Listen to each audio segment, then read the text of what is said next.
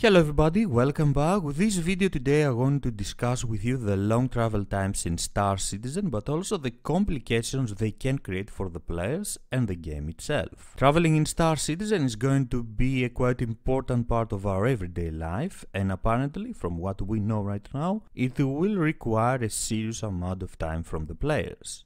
This will affect certain professions more than others and can create complications as it is right now, but also later, when we will have a bigger and expanded persistent universe. The reason behind the long travel times in Star Citizen is actually the quantum travel speed, which is set right now at 20% of the speed of light. This is the maximum speed that CIG have chosen for Star Citizen because they believe it fits the game the most and will give a much more realistic feeling and understanding of the scale of the Star Citizen universe, but will also allow us to appreciate its beauty while we are traveling. A fine example of traveling around with that kind of speed was shown to us in the recent keynote address in the latest CitizenCon event with the trip from Arcop to Hurston. To be more precise, going uninterrupted from Arcop to Hurston, according to Chris Roberts, will take around 80 minutes, but we have also heard in the past that going from one side of a system to the other could take up to 40 minutes. To be totally honest, taking you 8-10 minutes to go from one location to another location in the same system is not really that bad, but to that time we will also have to add the additional actions that we will have to perform when we reach our destination, depending on our goals, depending on our favorite profession. So let's take a trader for example that simply wants to go from point A to point B from Arcop to Hurston in order to deliver his goods, sell them, buy new goods and return to Arcop for the maximum profit. It will take him around 8 minutes to go from Arcop to Hurston, but that is only the distance to the planet. After he reaches the planet, he will also have to go to his specific destination, whether that is on the planet, a landing zone on the planet, or a space station orbiting the planet. And when he reaches that destination, he will also have to land, get out of his ship, go to the vendor, the kiosk, sell his goods, buy new goods if they are available at that specific location, and then go back to his vessel and start his journey back to Arcop.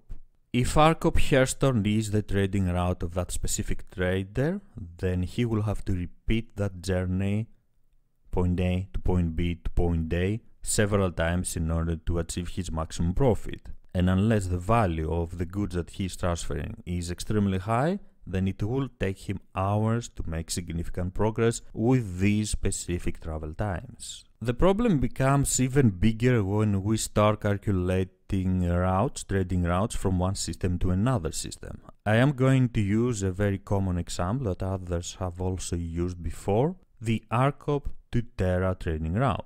With this speed, the journey from Arcop to Terra could take almost an hour, and to this time we also have to calculate the additional actions that we have mentioned before. Buy your goods at Arcop, travel to the jump point, jump to the next system, reach your destination, sell your goods, buy new goods if you want, and then start your journey back to Arcop. So it could take up to 2 or even more hours to go to your destination and return in order to make profit.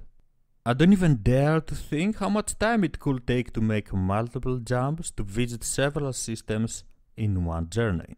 This reality will not only affect negatively traders, but also everybody else that wants to reach a specific location in a logical time frame. Only explorers and pirates, or in general combat-oriented players, will not really be affected, since they will be looking blindly for victims or points of interest or both. To make things worse, Chris Roberts mentioned that they don't really plan to let us go from point A to point B uninterrupted, and we will have to deal with interdictions from NPC or other players, or being pulled out of our quantum travel because a point of interest is nearby. This could happen several times in any trip, so the 8 minutes that will take us to go from Arcop to Hurston suddenly are a lot more. It could take us up to 15 minutes to visit our destination, to reach our destination, based on how many times we are going to be pulled out of our quantum travel. And I guess that the bigger the trip, the more times this could happen. Something that could turn even the shortest trip into a ridiculously long one. In my opinion, there are a couple of reasons for these interdictions, and the first one has to do with CIG knowing how boring it is to just sit in your cockpit doing nothing for several minutes, just admiring space around you. They want to force players to interact with the universe around them by pulling them out of their quantum travel every time there is a point of interest nearby, or throwing at them pirates in order to create fun gameplay. And this is the second reason, and probably a problem, the fact that CIG still think that in order to have fun in Star Citizen, you have to fight someone. Now, I have absolutely no problem with players trying and succeeding to interdict you, because pirates and criminals in Star Citizen will need their gameplay as well to have fun. But being pulled out of quantum travel every now and then from NPC pirates, or every time there is a point of interest nearby, is simply the wrong approach for me personally. I think it would have been better if they could give us the info of what is nearby, of what is a longer journey, if there are points of interest, abandoned stations, derelict ships, or NPC squadrons flying nearby, and let us choose whether or not we want to stop and further investigate this point of interest, or even fight the pirates. I want to be in control when flying my vessel in Star Citizen. I want to be able to choose where I go and when I stop to perform a specific action. The idea of throwing interdictions to players, of pulling them out of their quantum travel for one reason or another, is going to increase the time of each trip, so the 8 minutes that we were going to need to reach Houston are going to become 10, 20 or even more. For one more time, this is a very combat-centric notion that will mostly benefit players that want to have fun fighting others, have fun fighting NPC or finding victims in the form of player traders. Constantly being pulled out of quantum travel is not a solution. On the contrary, it is a terrible method to keep players occupied that in the end will result in frustration, especially for someone that simply wants to reach his destination as fast as possible.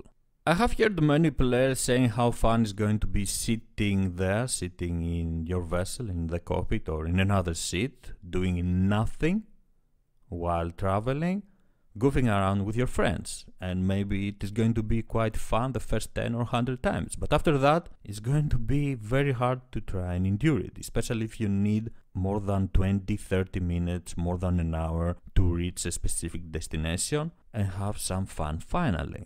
Like I have mentioned before, the travel time is not going to be really that bad when we will have only one system, when we will have stand-on. But if we start adding the interdictions, and I have no idea how many interdictions could happen in an 8-minute trip.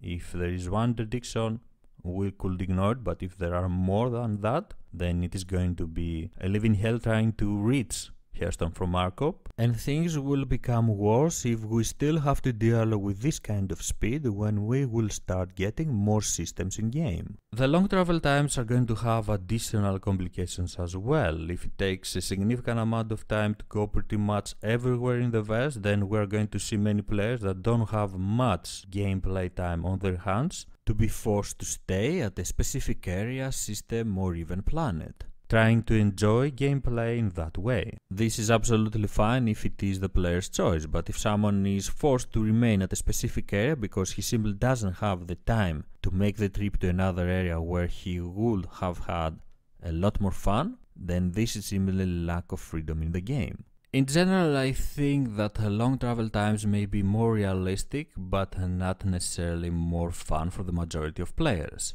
As long as we have only one system, as long as we have a fraction of the standard system and later the whole standard system, the speed of quantum travel as it is right now, it's going to be fine. But after that, after we start getting more systems in game, then there has to be a change. We could either get a faster speed, go above the 20% of the speed of light, in order to reach destinations faster, or have even alternate travel methods. Maybe introduce an alternate travel speed in order to help us reach destinations in other systems easily. Something else that could help to spend the time traveling alone or with other friends will be the introduction of activities that you can perform while you are inside your vessel while traveling, but something like this will come in the form of mini games, something that I personally despise, and I don't really think that is going to tackle the problem.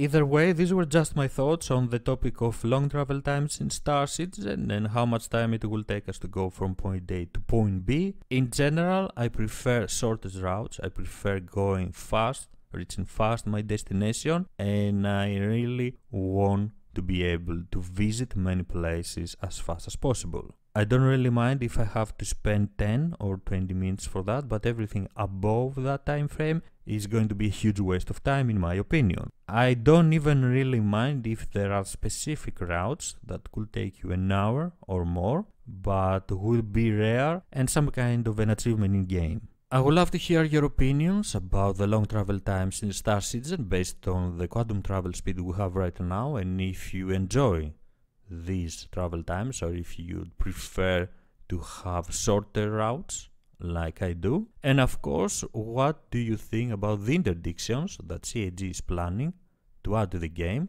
when we are traveling? If you enjoy that kind of gameplay, or if you prefer to be able to choose whether you want to stop and check, further investigate the point of interest or not. Thank you very much for joining me. If you enjoyed the video, please don't forget to leave a like and subscribe for more. I am Squid of Love and I will see you around the verse.